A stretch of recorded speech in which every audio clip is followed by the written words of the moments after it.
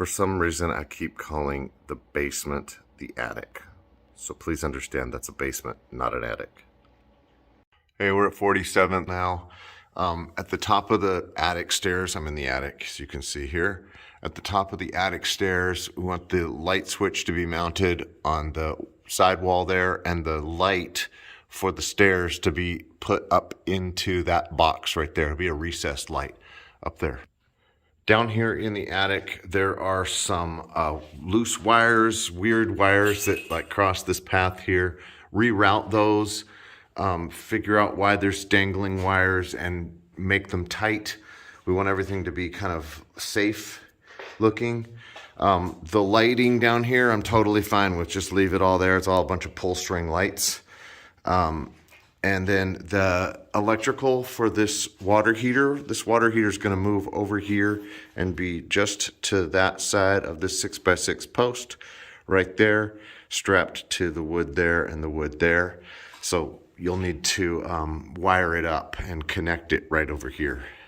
One of the things in general that we want to do is there's still some visible knob and tube. I just want to make sure that that's not being used.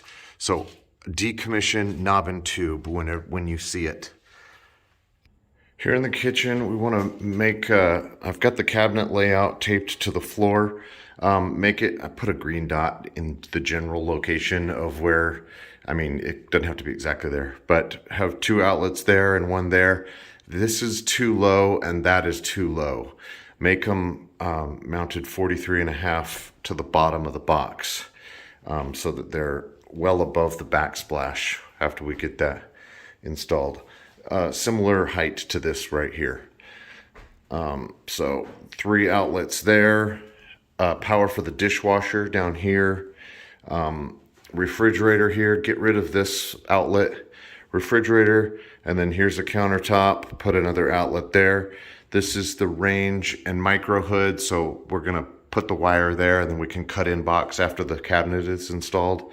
And then one last little tiny countertop over there, another outlet where the green dot is. As far as light switches go in here, these 2 are good. One of them controls out on the porch. One of them controls one of them should control that right there, but I haven't tested it because I don't have a light fixture there.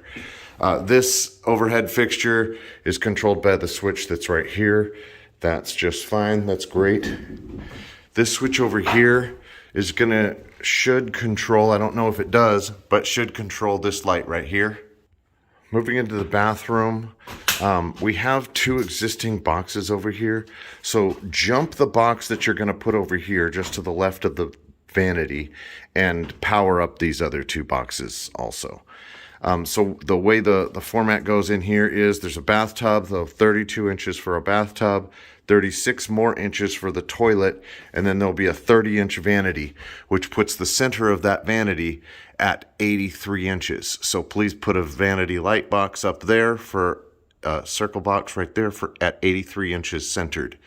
And then put a double light box over here. One will control the 2 overhead lights, 1 there and 1 here, and the fan we can have a fan light here.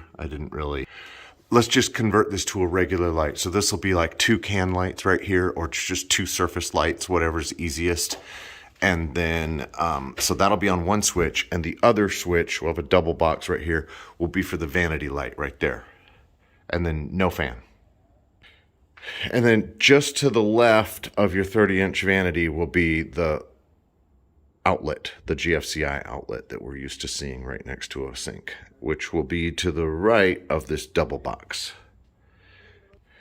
Okay, also in the bathroom, right here in this corner, is going to be a stackable washer and dryer. So there's already a big 220 for the dryer right there, but place the dryer outlet, up, and a washer outlet there so that it is good to be used, washer dryer right here in this.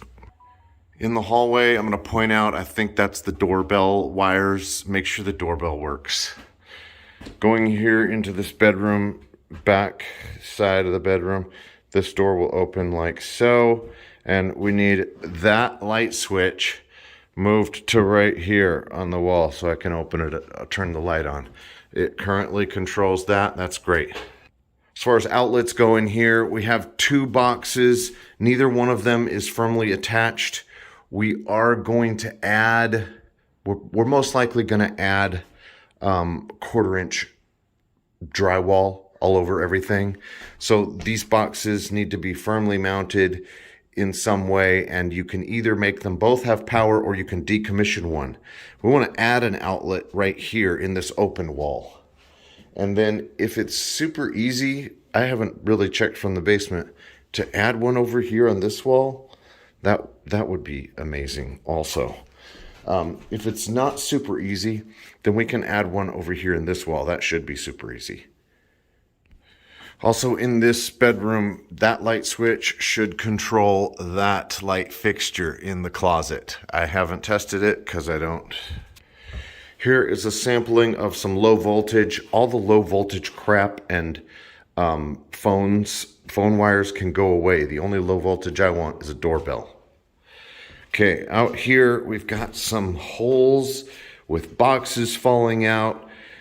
In general, please check the power of every location. Make sure there's power in every outlet that we're going to keep. Make sure the boxes are mounted firmly so that we can finish them. In these rooms, I believe we're just going to prime, skim, and paint. So we're not going to do any build out on the walls in these rooms. So these can be mounted directly to this surface that we're looking at. Over here, this switch seems to do nothing. Either figure it out or get rid of it. That one's good. It controls the dining room overhead. And then in here, this switch should go away. It's controlling that, which should also go away. This can be repurposed into the attic if that's easy or best, or not if you don't want to. Over here by the front door, we have 2 switches. One should be for the porch, which it is. It works. And the other one should be for the overhead here in the living room. I don't know if it is or not. Please test it and make sure that is correct. In general, all of the outlets should be either GFCI protected, grounded, or 2-prong. Going into this bedroom, the door will open like so. So there should be a light switch right here that controls that overhead light.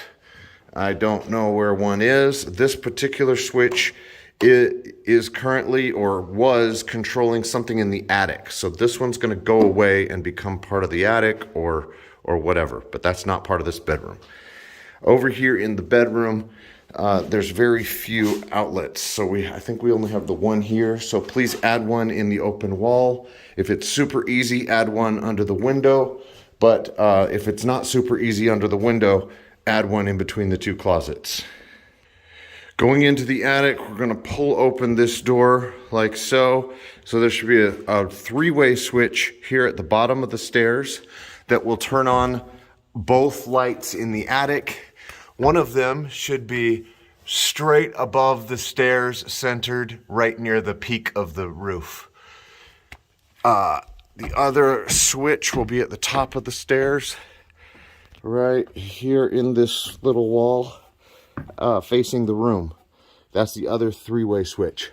So one light will be centered over the stairs in the peak of the roof, and the other will be about on the 1, 2, 3rd, about centered in this room over here. You know, there you go.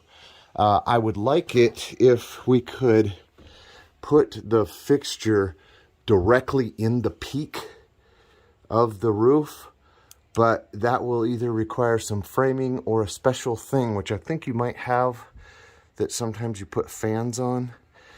Tell me about that. Then also up here in the attic, add an outlet over here and an outlet over here. One single one, centered roughly. Over in the attic space, back, there's a lot of ugliness. Make sure that the knob and tube has been decommissioned, that all these loose wires have been kind of repurposed. There's no open splices anywhere. that things are relatively straight looking, that we don't have loose dangly wires everywhere with just ends, cut ends everywhere. So just clean this up. It doesn't have to be great. It just has to be a lot better than it is.